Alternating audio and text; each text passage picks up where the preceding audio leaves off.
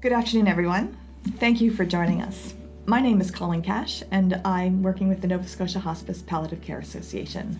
The goal of the association is to bring comfort and support and care to people who are experiencing serious illness, death, dying, and bereavement.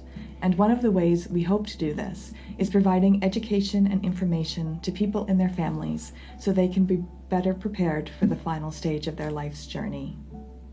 We hope that whatever brings you to this podcast today, that you will have a better understanding of your own grief and how to support those that you love.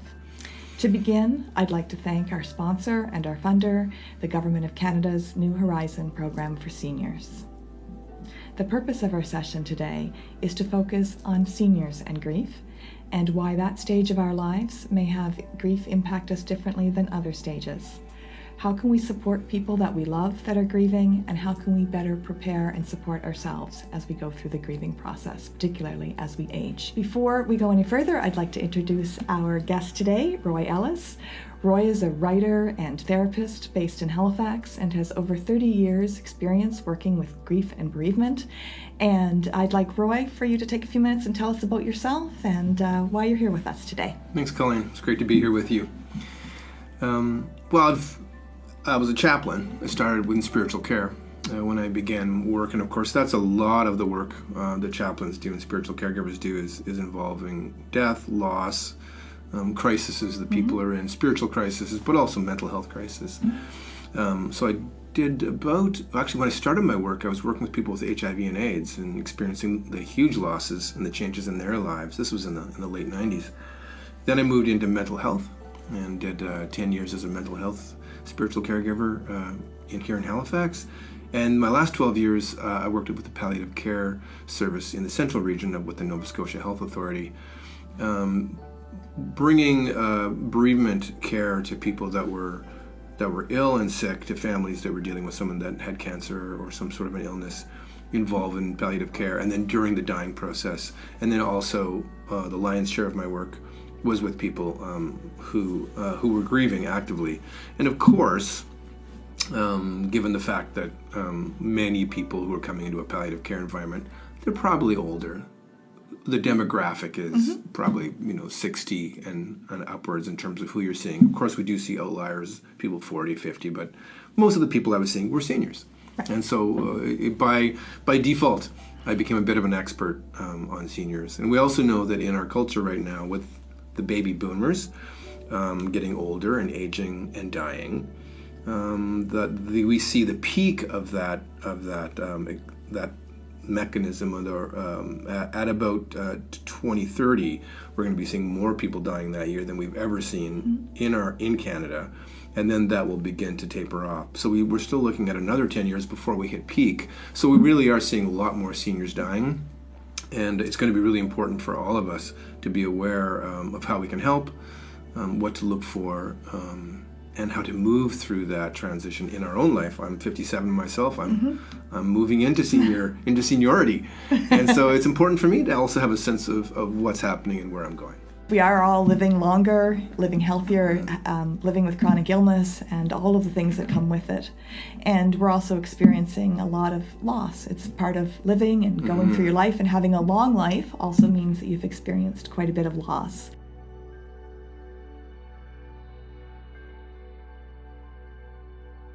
We use a lot of terms when we're speaking about someone who is grieving. We use the words grief, bereavement, loss, sometimes interchangeably. And I'm wondering if you can help us to better understand those terms and what they mean, and how maybe we should be using them better. Yeah, this is part of what we call grief literacy. Understanding what grief, loss, and bereavement is, and what to do with each of those is helpful. So grief tends to be the overarching word that speaks for all of the species of things that we lose, whether it's loss of a life, whether it's a divorce, whether it is losing your wallet. Right. So grief is just sort of the big picture.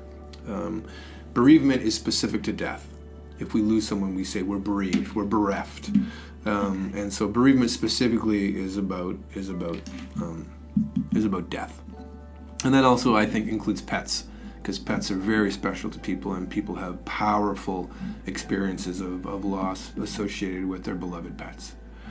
And then loss I use more along the lines of maybe a divorce, although a divorce can have like a grief element. I would probably use it. But I think about losing a wallet, my car died. Losses are like I lost my health. I lost my friend.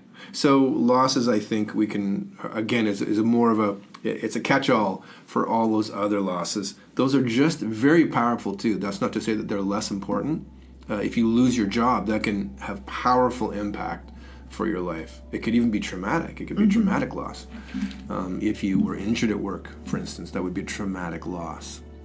So grief is an overarching, bereavement is death, and loss tends to be all those other both really big and minor losses in life that make life challenging and which confront us with emotional and relational moments where we don't feel good about what's going away from us.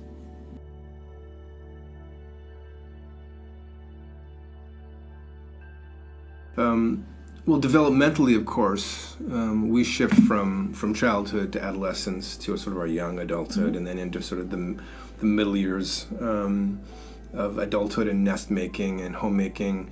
And then we talk about sort of final years where we're in decline and diminishment.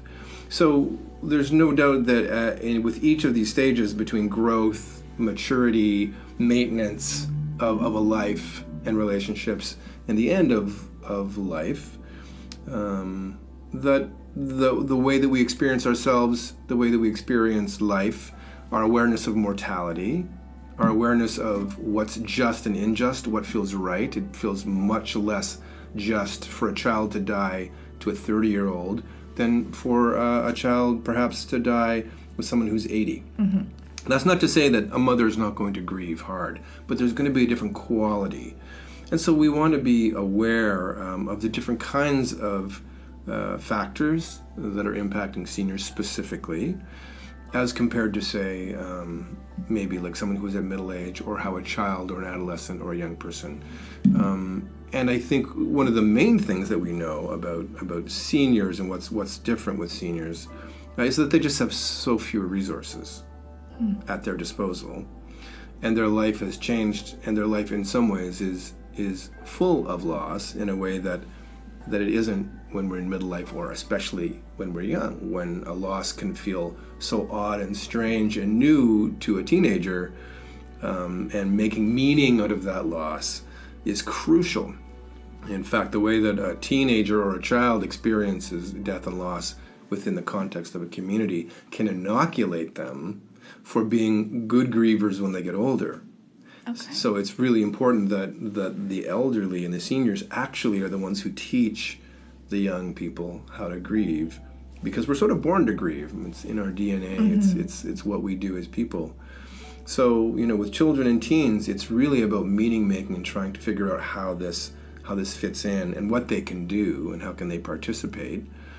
And also getting to really understand that life is a cycle. I mean, that's the first time. Maybe it's your pet, maybe it's your hamster, but probably it's going to be grandma or grandpa. And so, in a way, families inoculate and bring this rite of passage in to children and teens. And then during sort of young adult life to midlife, death operates in is a bit more shocking. It has less welcome, and we're busier. If it enters into our life, we have to manage it. We're having to work and go back to work. Yeah. We're managing children, our jobs. We can't really have our function go down as much. If you're a teen, your function can go right out the room. Well, hopefully not. Well, yes, you have more opportunity you can completely fall apart if you're a teen. You can completely, and you have people there to hold you up. But if you're a dad and you have the job and you own the business, you can't just vanish. So the pressures around remaining functional, staying regulated, and also just managing the processes, let's just say, of a funeral or a ceremony, or during COVID, just the madness and the heartbreak of the kinds of challenges of not being able to ritualize, not being able to be present at the bedside. Stressors, so huge stressors involved in sort of adult grief that we just don't see with children, around needing to stay functional, needing to manage, and to sort of ring lead. And then we'll talk a lot more about the particular uniquenesses around seniors as we open up this conversation more. But those are just sort of briefly some sort differences. Of how things change.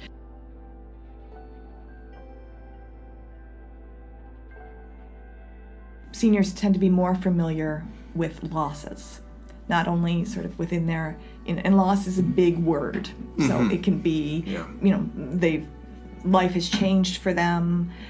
There may be some, function and quality of life that they may be losing, as well as friendship, or a spouse may have passed away and they may be experiencing a lot of cumulative losses. Right. And because of this experience, and you touched on it earlier about seniors mentoring teenagers, that there's almost this expectation that people who are older know how to deal with grief. Right. They've been through this before, they can cope with it better. It's expected that when, grandma is 80 or 90, that is not the same as the loss as maybe a child. And whether it is or it isn't is not really the question. The question is around that societal expectation that as we get older, we can do this better. And I'd like you to give us some insight into what you think about that. Yeah, well, I think you've already given us some clues that there might be some threads there that are pretty loose in that tapestry, right? Right. It may be that a senior is great at grieving. Loss is a huge part of life. I think a mature human being, one of the definitions of a mature human being would be someone who is really acclimatized to living in a loss environment, who understands that loss is just part of life, and that we have found ways to adapt, to feel emotionally what that means in our bodies and in our feelings, to allow our relationships to be supportive, to experience grief not just as an individual experience, internally, but rather as a collective, communal experience. That's certainly how grief wants to be experienced, and that's how we're designed to be experienced. But not everybody who lives in this earth, and especially in the West or in Canada, is getting a good education in what it means to grieve, has really poor grief literacy, and may actually not really have had many experiences or being invited into death because of the way in which hospitals, funeral homes, and some of the industries that surround grief now, including cancer care, tends to pull people a little bit out of the collective, sort of isolate and sanitize and encapsulate them. And so we don't always have a view in on death. So you're absolutely right. By the time you are 80, Muriel might not necessarily really know much about death except for some things that she heard or a couple of moments when her friends died. But you're right. We may or may not be well versed. What we can say with a lot of sureness is that seniors are in a grief surround. Their milieu is saturated with loss, right? Whether or not they know how to cope with it, or they're good at it, or they're terrible at it and afraid of it and are avoiding it, one way or the other, we know that they're losing mobility over time, physical health over time. They're losing their jobs, whether they retired willingly or, went out, kicking and screaming. A part of their life, a chapter is closed. That's right. Yeah. And there's an expectation that they might not be as good at what they do and be as valuable an asset in the community. They're giving up their possessions, their houses and their homes. Their friends are dying one by one or little by little, or becoming sick and less available. Their independence is vanishing little by little. Dignity, purpose, and meaning, all of these things are changing. And mostly those things are being lost. There's a diminishment of those things. So whether or not someone is coping well or not, we certainly want to acknowledge that seniors are facing almost a grief overwhelm, right? There's almost a sense of it being too much too fast. And so one of the challenges for seniors can be, as you said, if we think that they're, this is what they do when you get older, when you become a senior, when you're elderly, kind of grieving and losing stuff, that just should be what you're good at. Well, that's just a myth.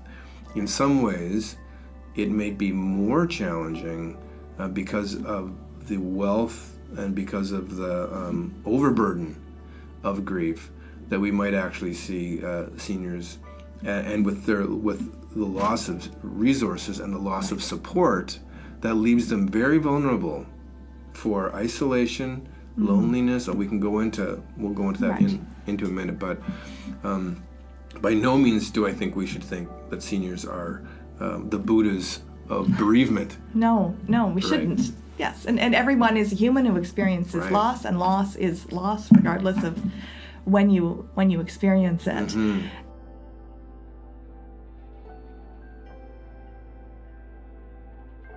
Another thing would be just to make sure that the people who are grieving seniors, that they have people around them. Right. Right? Like, most important thing, grief is collective, it's communal. We don't grieve alone. You shouldn't grieve alone. It's bad to grieve alone. We're not designed neurobiologically. Our brains are made for this, what we're doing, for communication, for mirroring, for being seen, and for seeing. And so a person who is grieving, if they can be seen, if you can talk about the loved one, mention their name, tell stories and memories about them, bring them into the conversation and bring their spirit and their legacy into the conversation. It's so good for grieving seniors to not feel like the person is sort of like pushed out and sort of like, shh, we shouldn't talk about this, don't disturb, don't make those tears arise. So bringing the person in, making sure our seniors aren't alone, being with them at mealtime. Mealtime is really tough for seniors. Okay. It's a special time when usually they share that with their partner or their spouse. So mealtimes can be rough. So maybe being aware of that and wanting to come in and maybe once a meal, make sure there's somebody there with them.